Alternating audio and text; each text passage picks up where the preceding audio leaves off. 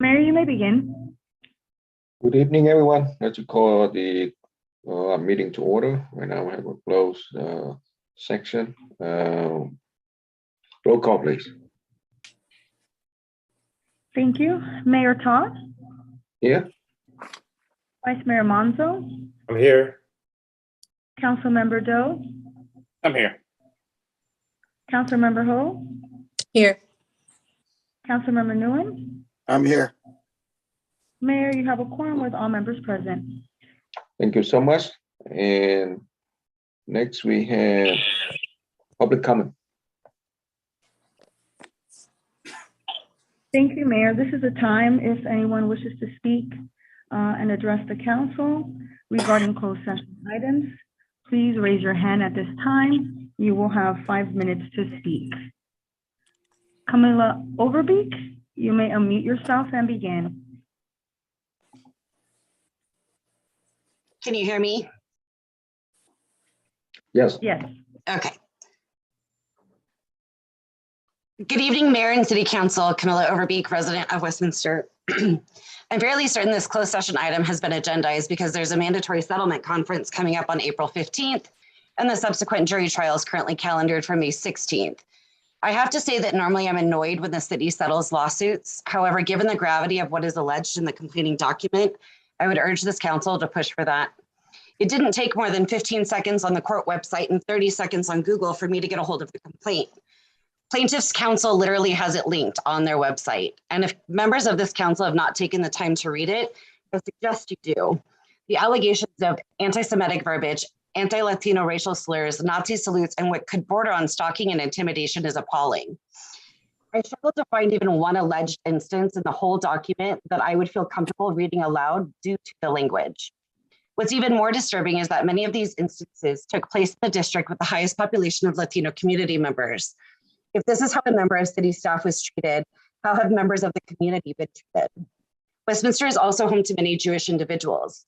Are we really going to attempt to defend this type of behavior? Nazi salutes, asking about swastikas and phrases coined by Hitler himself in a court of law? Behavior that is described in this complaint is reprehensible. What makes so much of this complaint even more egregious is that many instances are alleged to have taken place outside of the plaintiff's home and even in front of the plaintiff's minor child. Given that many incidences overlap in time with the Kevin Baker report and lawsuit, I don't doubt that the retaliatory allegations occurred. The city fought to keep that hidden, and it clearly did not age well, amounting to even more legal fees. Suffice it to say, this is not a case that you want to take to trial. People are tired of hate-filled behavior. The city is in dire straits financially, and a jury verdict on behalf of the plaintiff may very well move us closer to bankruptcy in fast fashion. I urge this council to find a way to settle the lawsuit and then work diligently around the clock to implement training on diversity, equity, inclusion, and curbing racial bias. Furthermore, the city really needs to rid itself of those who so freely use racist and anti-Semitic language. You can say that there are always bad apples. However, those bad apples ruin the bunch. Racism and anti-Semitism cannot and should not be tolerated or defended, period. Thank you for your time. Thank you. The next speaker is Terry Raines. You may unmute yourself and begin. Good evening, Terry Raines, Westminster resident. I've addressed the council on this case at least twice before. I purchased a lot of the court documents, and I have to admit I haven't got the most recent ones filings yet, but I'm in agreement that this thing has been going on for several years, and from all the documents that I did obtain and read, there has to be some kind of credence to the complaint because, well, obviously, because it's drug out this long. I know there's always two sides to every story, especially in court, and then there's the truth. And the judge's, goal is to bring out the truth, and that doesn't always happen in court.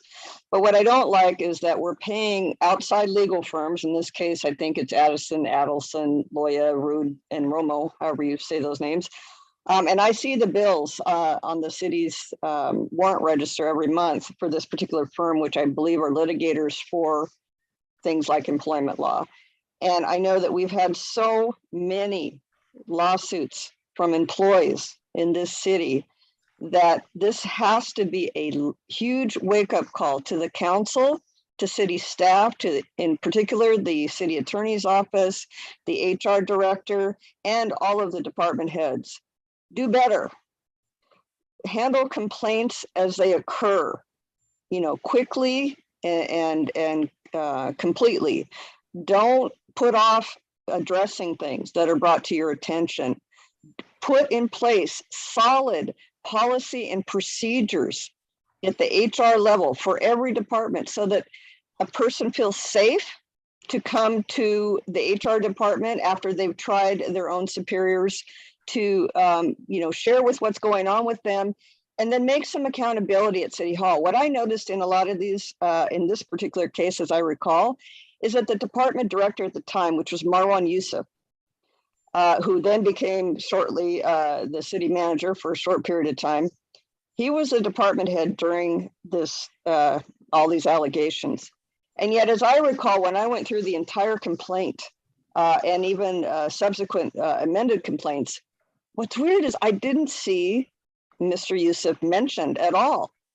And I have to wonder if there's a problem in a department, and isn't the natural thing, if you can't go to your superior, if your superior is causing the problem for you, then I would think that it would be okay for you to go to your department head, and then your department head would help you go to HR, and then, somehow this would all be taken care of.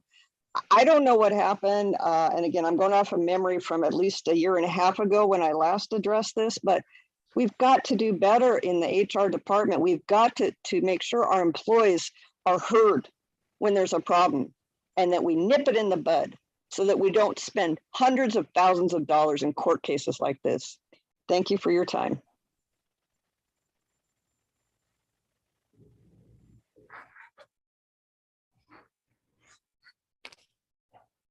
You're muted, Lucy.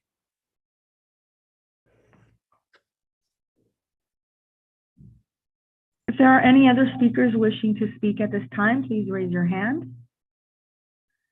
Mayor, I do not see any additional hands raised, and there were no e-comments submitted for closed session. Okay, thank you so much. So I close all the communication, and next we have a close section. So at this time, I'm going to move everybody over to holding and lock the meeting, and then we'll go into closed session.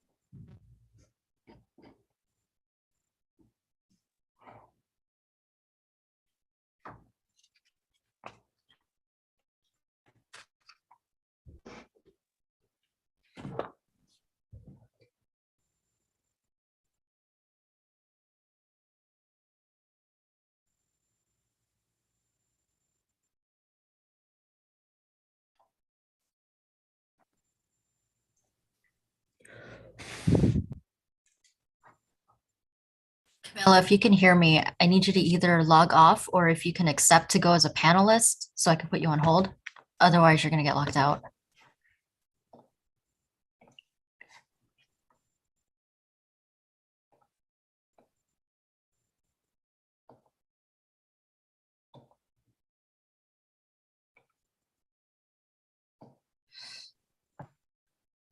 All right, so are we good? No, because I need to kick, I need to